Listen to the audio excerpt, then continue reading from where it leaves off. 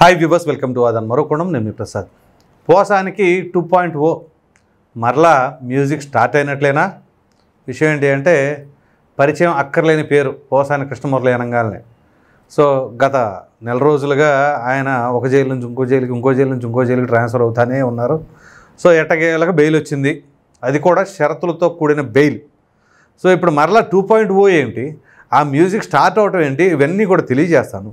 దానికంటే ముందుగా పోసాని కృష్ణమురళి మరలా అరెస్ట్ కాబోతున్నాడా లేదా అనే మీ అభిప్రాయాన్ని అయితే కామెంట్ సెక్షన్లో తప్పకుండా తెలియచేయండి. ఈ వివరాల్లోకి వెళ్ళినట్లయితే, పోసాని కృష్ణమురళి ఏదైతే మొన్న ఆయనకి బెయిల్ వచ్చిందో, షరతులతో కూడిన బెయిల్ ఏంటి అంటే, వారానికి 2 రోజులు ప్రతి సోమవారం గురువారం ఆయన గుంటూరు సిఐడి కార్యాలయానికి వచ్చి అక్కడ సంతకాలు పెట్టి వెళ్ళాలి. ఇది వీటితో పాటుగా ఒక 2 లక్షలు పూచీకత్తు, చెప్పకుండా విదేశాలకు వెళ్ళకూడదు, ఇట్లా షరతులు ఏవో ఉన్నాయి. ఇదంతా ఒక ఎత్తు. ఇప్పుడు తాజాగా ఏంటి అంటే, మరొక కేసు కూడా నమోదయ్యింది. సో దీనికంటే ముందు కొన్ని అంశాలు మనం ప్రస్తావించాలి. ఏంటి అంటే, జగన్మోహన్ రెడ్డి గారు ఏదైతే పరామర్శలు చేస్తూ ఉన్నారు కదా, ఎవరెవరైతే జైళ్ళల్లో ఉన్నారో ఆ సమయంలో. సో పిన్నెల్లి రామకృష్ణారెడ్డిని పరామర్శించారు, నందిగామ సురేష్ని పరామర్శించారు, వల్లభనేని వంశీని పరామర్శించారు. మరి పోసాని కృష్ణమురళిని ఎందుకు పరామర్శించలేదు? అఫ్కోర్స్ తన భార్యకి మాత్రం ఎప్పుడైతే అరెస్టు చేశారో పోసాని కృష్ణమురళిని, తన భార్యకి కాల్ చేసి కొంచెం ధైర్యం చెప్పారు, మీకు ఎందుకమ్మా నేనున్నాను అన్నట్లుగా జగన్మోహన్ రెడ్డి గారు. అంతవరకు బాగానే ఉంది. కానీ జైలు దగ్గరికి మాత్రం రాలా.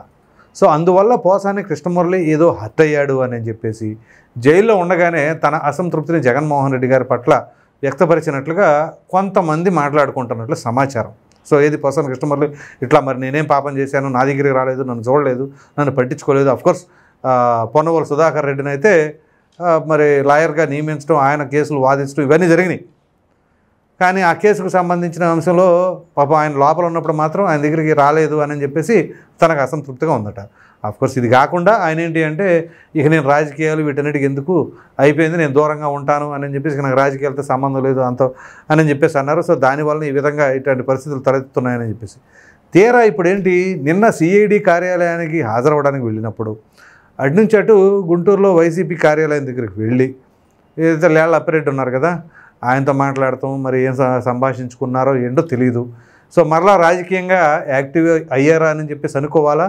సో ఎట్లాగో వేయాల్సింది వేసారు లోపల, ఇక మనకి ఇంకేముంది, మరలా ఇక ఇంతకంటే ఏం చేస్తారనే ఉద్దేశంతో ఏమైనా సరే ఉన్నాడా, లేకపోతే మరలా తనపైన కేసు పెట్టే అవకాశం ఉంది, మరి ఏం చేయమంటారు అని ప్రస్తావించడానికి వెళ్ళారా, ఏం జరిగిందో ఏంటో తెలియదు. సో ఈలోపు ఏంటి అంటే, తాజాగా ఆయన పైన కేసు నమోదైంది. అది ఎక్కడ అంటే, సూళ్ళూరుపేట పోలీస్ స్టేషన్లో. సేమ్ ఇట్లాగే అనుచిత వ్యాఖ్యలు చేశారు అని చెప్పేసి ఎవరో కేసు అయితే రిజిస్టర్ చేశారు. దీనికి సంబంధించి పోలీసులు అయితే నోటీసులు పంపించారట, ఈ నెల 15వ తేదీన విచారణకు హాజరు కమ్మని.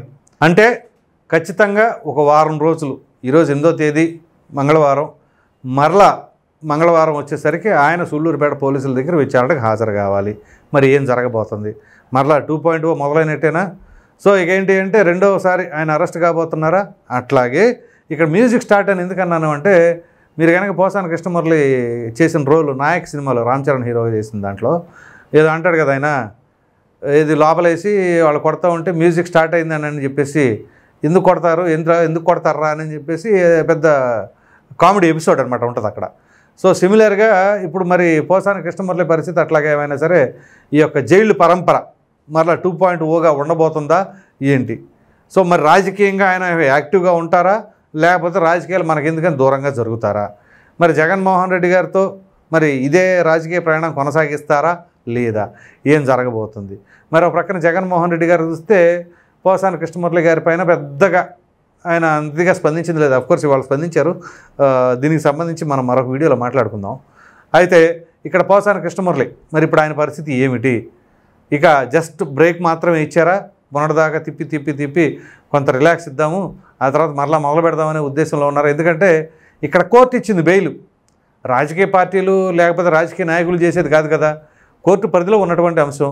సో కోర్టు అక్కడ పెట్టిన అంశాలన్నీ పరిశీలించిన తర్వాత ఓకే ఈయనకు బెయిల్ ఇవ్వచ్చు అనుకుంటే ఇస్తారు, లేదు ఈయనకు బెయిల్ ఇవ్వకూడదు అనుకుంటే దానికి ఏదో కారణాలు ఉంటే ఆ కారణాల రీత్యా కోర్టు అనుసరిస్తుంది.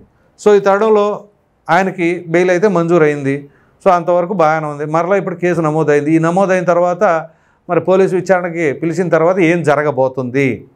మరలా ఇదే తరహాలో ఒకదాని తర్వాత ఒకటి కేసులు నమోదవుతాయా?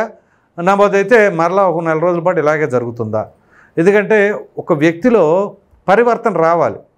సో అవినీతి అక్రమాలు చేశారు అంటే సాక్ష్యాధారాలు సేకరించి వాళ్ళు ఎంతవరకు అవినీతి చేశారు ఏంటి అనేది అన్ని ఆధారాలతో సహా పరిశీలిస్తారు.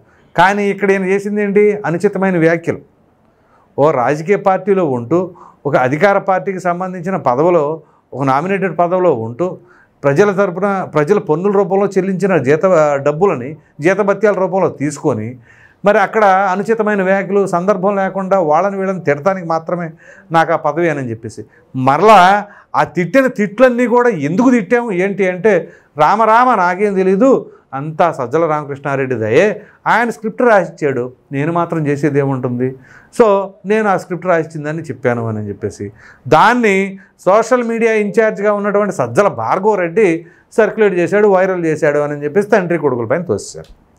ఆ తర్వాత మరొకసారి ఏం చెప్పారు, ఏదో సాక్షి మీడియా నుంచో వాళ్ళు ఇచ్చిన స్క్రిప్ట్ ప్రకారంగా నేను చదవడమే తప్ప నేనేం చేసింది లేదు, నేను సొంతగా చేసింది లేదు అని చెప్పేసి అన్నాడు. ప్రతి మనిషికి కొంత ఉంటుంది కదా కామన్ సెన్స్ అనేది. ఎవరు ఏం చెప్పినా అది కళ్ళు మూసుకొని చేసేస్తారా? పైగా ఆయన ఏమైనా చిన్న వయసా? పోనీ లేత వయసులో ఏమి తెలీదు, ఓ 15-20 సంవత్సరాల లోపే ఉంది, అంత ఆలోచన జ్ఞానం లేదు అని చెప్పేసి అనుకోవడానికి 66 సంవత్సరాలు. సో పైగా సినీ జీవితం, long career, writer, dialogue writer, అవి ఇవి మంచి ఆర్టిస్టు, ఇక్కడ ఆర్టిస్టు రైటరు అన్నీ సర్వం కలిసి వచ్చినాయి ఇక్కడ. సో ఇప్పుడు ఎవరో స్క్రిప్ట్ ఇచ్చారు, లేకపోతే ఇంకొకరు నాకు పంపించారు, అందుకే నేను చదివాను, నాదేమి లేదు అని చెప్పేసి అంటే అంత పిచ్చోళ్ళు ఎవరు లేరు. పైగా ఆయన మాట్లాడిన ధోరణి అదంతా కూడా ఎవరో స్క్రిప్ట్ చదవమన్నట్టుందా? నీ మనసులోంచి అది గట్టిగా తిట్టినట్లేదు. పైగా జగన్మోహన్ రెడ్డి గారు ఒకవేళ లేదా పార్టీ ఆఫీస్ నుంచి హైకమాండ్ నుంచి తిట్టండి అని చెప్పేసి అంటే ఈ తిట్టేయటమే, అంతేగాని స్క్రిప్ట్ ఇదిగో ఇక్కడ ఈ పదం రావాలి, ఇక్కడ లంకారం రావాలి, అక్కడ ఈ కారం రావాలి అని చెప్పేసి వాళ్ళేం రాయరు కదా. సో ఇక తిట్టాలా, ఓకే తిట్టండి, రైట్, ఇక వదలండి అన్నట్టుగా ఇష్టారీతిగా మాట్లాడతాం. ఇప్పుడు ఆ స్క్రిప్ట్ పంపించిన వాళ్ళు ఎక్కడికి వెళ్ళారు, లేకపోతే రాసిచ్చిన వాళ్ళు ఏమయ్యారు, మరి వాళ్ళందరి పరిస్థితి ఏంటి? అసలు అనుభవిస్తుంది ఎవరు? ఆ పాత్ర పోషించిన వాళ్ళే కెమెరా ముందు. సో ఆ కెమెరా ముందు ఎవరు పోషించారు? పోసాని కృష్ణమురళి. సో అనుభవించాల్సింది ఎవరు? పోసాని కృష్ణమురళి. ఇప్పుడు ఆయన హరికథలాగా చెప్పాడా, నిజంగా చెప్పాడా, అది అబద్ధమా ఏంటి అని చెప్పేసి అది వేరే విషయం. కానీ డైరెక్ట్గా తిట్టింది నువ్వే కదా. సో అటువంటిప్పుడు అనుభవించాల్సింది కూడా నువ్వే. ఇక దానికి కక్షపూరిత ధోరణి అని చెప్పేసి చెప్పినా ప్రజలు మన కళ్ళ ముందు కనబడతా ఉంది. నువ్వు ప్రెస్ క్లబ్లో పెట్టి మరి ప్రెస్ మీట్ ఏ రకంగా మాట్లాడావు? ప్రెస్ క్లబ్లో అనేది దేని గురించి అసలు?